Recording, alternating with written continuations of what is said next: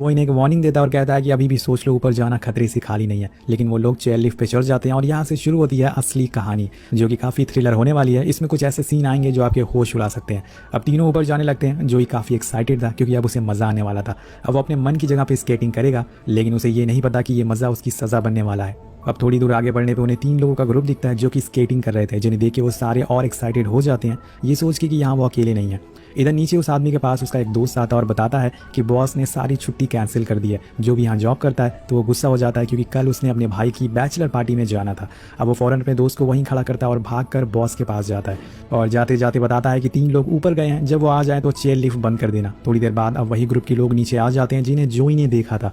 तो आदमी समझता है कि ये वही लोग होंगे जिसके बाद उसका दोस्त कर रहा है, इसलिए वो चेयर लिफ्ट बंद करके चला जाता है और वहीं ऊपर अब वो तीनों दोस्त जहाँ थे वहीं रुक जाते हैं। अब यहाँ इनके साथ असली वाला फन होने वाला था और ये देखकर पार्कर घबरा जाती है। और अब तो रात भी हो चुकी थी, पर डैन कहता है कि कोई नहीं, शायद पावर कट हो गया होगा और थोड़ी देर में चेयर लिफ्ट चल जाएगी। लेकिन दोस्तों ये उसका वहम था। अब ये चेयर लिफ्ट तभी चलेगी जब इसे कोई चलाएगा और इसे चलाने वाला नीचे कोई मौजूद ही नहीं है, यानी कि इन लोगों के अब लगने वाले हैं। पूरे रिजॉर्ट की लाइट ऑफ हो जाती है, जिसे देख के अब इन्हें पता चल जाता है कि शायद जरूर कुछ बहुत बड़ी गड़बड़ हो चुकी है। पार्कर कहती है कि वो लोग हमें भूल तो नहीं गए। तो डैन कहता है कि क्या पता वो आदमी हमारे साथ कोई मजाक तो नहीं कर रहा है, क्योंकि हमने उसे थोड़ा ज्यादा ही बोल दिया था। लेकिन अब ये सब सोच के कोई फायदा नहीं है। पार्कर यहाँ घबराना शुरू कर देती है और कहती है कि अब ये रिजॉर्ट अगले संडे को ओपन होगा, यानी कि हमें यहीं 1 हफ्ते तक फंसे रहना होगा। और ये सच भी था दोस्तों, ये लोग अभी जमीन से 900 फीट ऊपर हैं। अगर ऐसे ही लटके रहे तो ठंड से मारे जाएंगे और इन्हें अब कुछ ना कुछ करना ही होगा। इसी तरह से 1 घंटा बीत जाता है और अब वही चीज होती है जिसके लिए वो आदमी ने वार्निंग दे रहा था, लेकिन इन्होंने उसकी बात नहीं सुनी। इसलिए कहते हैं कि कभी कभी दूसरों की बातें सुन लेनी चाहिए।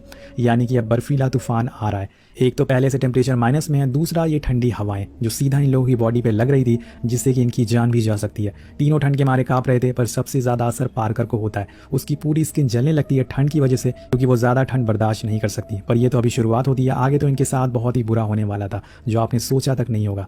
और अब कुछ देर बाद तूफान बंद हो जाता है, लेकिन अब तीनों जम चुके थे। तभी इन्हें एक उम्मीद की किरण नजर आती है। ऊपर एक ट्रक आता है जिसका ड्राइवर अपने दोस्त को ऊपर लेने आया था, और उसे देखकर ये तीनों तेज तेज चिल्लाने लगते हैं। पर ट्रक की इतनी तेज आवाज होती है कि वो सुन नहीं पाता और उसके जाते ही इनकी बची हुई उम्मीद तब टूट जाती है जब उसकी वॉकी टॉकी पे आवाज़ आती है कि मैं नीचे आ गया हूँ, तुम भी आ जाओ। जिसके बाद वो अपनी ट्रक लेके नीचे जाने लगता है। अब ये तीनों अपनी पूरी जान से आवाज़ लगाते हैं, पर ये 900 फीट की ऊंचाई पर है।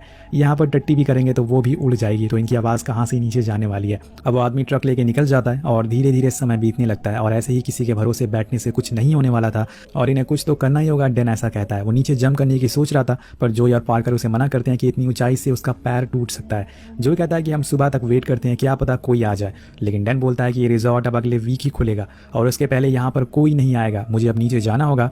तो पहले तो वो अपने स्केटबोर्ड को नीचे फेंकता है, ये चेक करने के लिए कि नीचे की ज़मीन बर्फ़ की तो नहीं है। और उसे फेंकने के बाद उसे पता चल जाता है कि असल में वो ज़मीन ठोस है। लेकिन वो लोग 900 फीट ऊपर है, इतनी ऊंचाई से कूदना तो पागलपन है और यहाँ ठंड में इंतजार करना भी सही नहीं है। इसलिए डैन पार्कर को किस करता है और उसे वादा करता है कि वो वापस ज़रूर आएगा और उसे कुछ नहीं होने देगा, और बोलता है कि तुम घबराना मत। ये बोल के वो नीचे कूद जाता है और उसी समय स्क्रीन ब्लैकआउट हो जाती है। और अगले पल ही जब उजाला होता है तो हम देखते हैं कि डैन की दोनों पैर की हड्डियां बाहर आ चुकी थी। वो इतनी ऊपर से नीचे गिरा था कि उसका पैर उसका वजन को संभाल नहीं पाया। अब ये देखकर पार्कर तो जोर जोर से रोने लगती है, पर जोई उसे शांत करवाता है। और डैन एक घने जंगल में गिरा था जहाँ पे ऐसे ऐसे जानवर मौजूद हैं जो उन्हें जिंदा खा सकते हैं। वेल यही सब सोच के वो बहुत ज्यादा डरने लगता है और उसकी यह हालत देखकर पार्कर भी कूदने की जिद करने लगती है। वो कहती है कि वो भी उसके पास जाना चाहती है, पर जोई उसे रोकता है और कहता है कि अगर तुम कूदी तो तुम्हारी भी जान जा सकती है, इसमें कुछ भी फायदा नहीं होगा। वो अपना ग्लव्स नीचे फेंकती है, लेकिन वो जाके पेड़ पर अटक जाता है। जिसके बाद जोई अपना ग्लव्स नीचे फेंकता है और डैन उसे उठाकर अपने पैरों पे बांधता है। और इस सीन को देख के आपके रोंगटे खड़े हो जाएंगे। डैन दर्द से चिल्ला रहा था, लेकिन उसे ये करना ही होगा और आखिर में वो अपनी टूटी हुई हड्डियों को बांध देता है। वेल गाइस, अब डैन खुद के पैर पे वो ग्लव्स बांध लेता है और राहत की सांस लेता है। लेकिन यहाँ उसकी मुसीबत कम नहीं हुई थी। वो जैसे ही अपनी नजरें ऊपर करता है, उसके सामने एक भेड़िया खड़ा था, जिसे देखकर उसकी फट के फ्लावर हो जाती है। लेकिन वो जैसे भी करके खुद के इमोशन को कंट्रोल करता है और ऊपर से पार कर उस भेड़िए को भगाने की कोशिश करती है। वो फौरन अपना स्केटबोर्ड नीचे फेंकती है, जिसे वो डर के वहां से भाग जाता है। पर उसके आसपास काफी खून फैल चुका था और उसे फौरन वो जगह चेंज करनी पड़ेगी, वरना वो भेड़िए दोबारा से झुंड में आ सकते हैं। इसके बाद वो जोई से कुछ करने को कहता है ताकि वो दोनों भी नीचे आ सके, फिर यहाँ से भागे। अब वो जोई को दूसरी साइड जाने को बोलता है केबल के सहारे, लेकिन ये इतना आसान नहीं था। पूरी केबल पे बर्फ जमी हुई थी। वो अगर जरा सा भी स्लिप होता तो डैन की तरह नीचे गिर जाता और उसकी भी हड्डियां टूट जाती। इसलिए वो आराम आराम से केबल को पकड़ते हुए दूसरी साइड जाने लगता है। अब दूसरी साइड एक सीढ़ी लगी थी जिसके सहारे वो नीचे जा सकता था, लेकिन वो जैसे ही थोड़ी दूर पहुंचता है वो स्लिप होने लगता है और साथ साथ में इतनी तेज हवा चल रही थी कि वो फौरन वापस आ जाता है और कुछ दूसरा आइडिया सोचने को कहता है, क्योंकि ये पॉसिबल नहीं था और नीचे डैन के लिए मुसीबतें और ज्यादा बढ़ती जा रही थी। एक तो उसके पैरों की हड्डियां टूट चुकी थी, वो जरा भी मूव नहीं कर सकता था, और दूसरा अब उसे भेड़ियों की आवाज आने लगी थी, यानी कि वो उसे ज्यादा दूर नहीं है, किसी भी समय वो उस पर हमला कर सकते हैं। जो एक बार फिर से ट्राई करता है केबल पर चढ़ने की, लेकिन इस बारी तो बीच रास्ते में वो सुन पड़ जाता है। उसने शायद कुछ ऐसा देख लिया था जिससे कि उसकी रूह कांप गई थी। अब वो भागते हुए पार्कर के पास आता है और उसे नीचे देखने को मना करता है। वो रोती है, चिल्लाती है, पर जोई उसकी गर्दन पकड़कर खुद की तरफ कर देता है और नीचे अब डैन को जिस बात का डर था वही हो रहा था। उसके चारों तरफ भेड़ियों का झुंड था, वो भूखे हैं और उनका शिकार बनता है डैन। वो सारे उसे बीच से फाड़ कर अलग कर देते हैं और डैन दर्द से चिल्ला रहा था। पार्कर ये सब सुन रही थी, लेकिन जोई उसे देखने नहीं देता। थोड़ी देर बाद डैन की आवाज आना बंद हो जाती है और अगली पल ही हमें उसका हाथ उसकी बॉडी से दूर गिरा हुआ मिलता है। और आज उन दोनों ने अपने सबसे अच्छे और करीबी दोस्त को खो दिया था, लेकिन अब इन्हें डैन की कुर्बानी को बर्बाद नहीं होने देना है। इन्हें अब कुछ भी करके वापस रिजॉर्ट तक पहुंचना होगा ताकि इन दोनों की जान बच पाए। अब थोड़े टाइम बाद एक बार फिर से तूफान आना शुरू हो जाता है और अब इन दोनों को लगने लग गया था कि ये भी डैन की तरह मारे जाएंगे। इसलिए दोनों एक दूसरे को कोसने लगते हैं कि तुम्हारी वजह से हम यहाँ फंसे हैं। अब पार्कर कहती है कि तुम्हारी वजह से डैन नीचे गया, तुम ही ने उसे उकसाया था ऐसा करने को। अगर तुम उसे नीचे जाने से रोकते तो वो नहीं जाता। तो जोई कहता है कि तुम्हें क्या लगता है कि डैन मेरी वजह से यहाँ आया था? नहीं, वो तुम्हारी वजह से यहाँ आया था क्योंकि तुम वहाँ अकेले पड़ जाती। अगर तुम हमारे साथ ही रिजॉर्ट पे नहीं आती तो हम सुबह स्केटिंग करके चले जाते, पर तुम्हारी वजह से ये सब हो रहा है।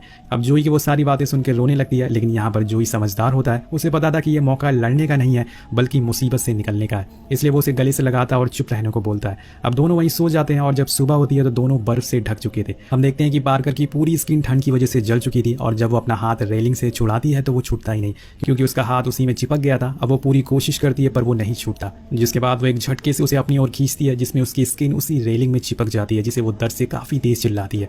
वो दोनों ही मुसीबत में थे। अब रात में ठंड ने इन्हें सताया था और दिन में सूरज इन्हें सता रहा है। रात में जो डैन के साथ हुआ था वही सारी बातें सोचकर पार्कर और ज्यादा डरी हुई थी और जिसकी वजह से वो वहीं चेयर लिफ्ट पर टॉयलेट कर देती है और रोने लगती है। और ये देखकर जोई को समझ आ गया था कि उसे ही कुछ करना होगा, वरना डैन की दी हुई कुर्बानी वेस्ट हो जाएगी। वो एक बार फिर से दूसरी साइड जाने की कोशिश करता है पर चेयर लिफ्ट का एक स्क्रू निकल जाता है जिससे वो साइड पे ही लटक जाती है। वो चेयर लिफ्ट किसी भी समय नीचे जा सकता था, इसलिए जोई अब केबल के सहारे दूसरी साइड जाने लगता है। पर जैसे जैसे वो आगे बढ़ता है उसके हाथ की स्किन कट होने लगती है क्योंकि केबल बहुत ही ज़्यादा शार्प थी। फिर भी अपने दोस्त के लिए इतना तो दर्द सहन कर ही सकता है। वो दूसरी केबल पे चला जाता है पर वो देखता है कि नीचे भेड़िए मंडरा रहे हैं। वो डैन की बॉडी के आसपास ही है और उसके बचे हुए हिस्से को खा रहे हैं। पर वो जंप करके एक पोल पे चला जाता है जिसमें नीचे जाने के लिए एक सीढ़ियाँ बनी हुई थी। वो सीढ़ियों के सहारे नीचे उतरने लगता है पर नीचे जाते ही उस पर एक भेड़िया हमला कर देता है, पर वो अपने स्केटबोर्ड से उसे मार के वहाँ से भगा देता है। और फिर वो पार्कर से कहता है कि मैं नीचे जाके हेल्प मांगता हूँ, तुम यहीं रहना, कहीं मत जाना, वैसे भी वो इतनी ऊपर से कहाँ जाएगी। ये बोल के वहाँ से चला जाता है पर हम देखते हैं कि उसके पीछे पीछे भेड़िए निकल चुके थे और देखते हैं कि वो वापस आ पाएगा या वो भी डैन की तरह मारा जाएगा। अगर वो नहीं आया तो पार्कर का क्या होगा ये आपको आगे पता चल जाएगा। अब समय बीतने लगता है और दोपहर से शाम हो जाती है, शाम से रात हो जाती है, पर जोई की कोई भी खबर नहीं थी। वो अभी तक नहीं आया था, जिस वजह से पार्कर को और ज़्यादा घबराहट होना शुरू हो जाती है। पहले तो उसके साथ जोई था, लेकिन अब वो बिल्कुल अकेले पड़ गई है। उसे कुछ भी समझ नहीं आ रहा है कि वो क्या करे। धीरे धीरे करके सुबह हो जाती है और अभी भी पार्कर उसी जगह पर बैठी है जहाँ वो 3 दिन पहले थी। अब उसे भी समझ आ गया था कि उसे कुछ करना ही होगा, वरना वो ठंड से ही मारी जाएगी। उसे नीचे कूदना ही होगा, चाहे वो मर ही क्यों ना जाए, कम से कम उसे कोशिश तो करनी होगी। वो चेयर लिफ्ट से नीचे जाने के लिए लटकती है पर तभी स्क्रू ढीला हो जाता है और बस कुछ ही समय तक वो अटका हुआ था। वहीं पार्कर जैसे जैसे चेयर लिफ्ट टेढ़ी होती जा रही थी वो भी एक साइड पे झुकने लग गई थी और फिर अचानक से वो नीचे गिर जाती है, पर उसके पैर पे कोई भी चोट नहीं लगती क्योंकि उसकी जो टेक्निक थी गिरने की वो काफ़ी अच्छी थी। मतलब लड़की के पास दिमाग है दोस्तों।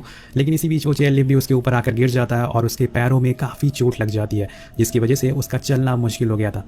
अब वो रेंगते हुए आगे बढ़ती है और तभी उसके पास खून पड़ा हुआ दिखता है और तभी उसे डैन की बॉडी दिखती है जिसे भेड़ियों ने चीर दिया था। उसे पहचानना भी मुश्किल हो गया था और डैन को ऐसी हालत में देखकर वो बहुत ही ज़्यादा रोने लगती है, पर उसे बिना आवाज करे आगे बढ़ना होगा क्योंकि उसकी बॉडी के आसपास भेड़िए मौजूद थे। लेकिन वो ज्यादा देर चुप नहीं रह पाती। एक भेड़िया उसे देख लेता है, लेकिन वो इतना ज्यादा भूखा था कि उसकी तरफ ज्यादा गौर ही नहीं करता और इसी का फायदा उठा के पार्कर आगे निकल जाती है। अब वो आखिरकार जैसे तैसे करके वो रोड पे आ जाती है जहाँ उसे एक कार दिख जाती है और इसका ड्राइवर उसे देख लेता है और आखिर में इतनी मुश्किलों के बाद उसकी जान बच जाती है। यहाँ उसे डैन और जोई की कही हुई बात याद आती है कि हमें चाहे कुछ भी हो जाए तुम्हें जिंदा रहना होगा, और आखिर में ऐसा ही हुआ था। तीनों दोस्त में से एक ही दोस्त जिंदा रह पाती है, वो थी पार्कर। अब दोस्तों यहाँ पर जोई का क्या हुआ हमें बताया नहीं गया। इसका मतलब ये भी हो सकता है कि वो हमें नेक्स्ट पार्ट में देखने को मिले या फिर उसकी मौत हो गई हो सकता है कि भेड़ियों ने उसे भी मार डाला हो। और इसी के साथ ये कहानी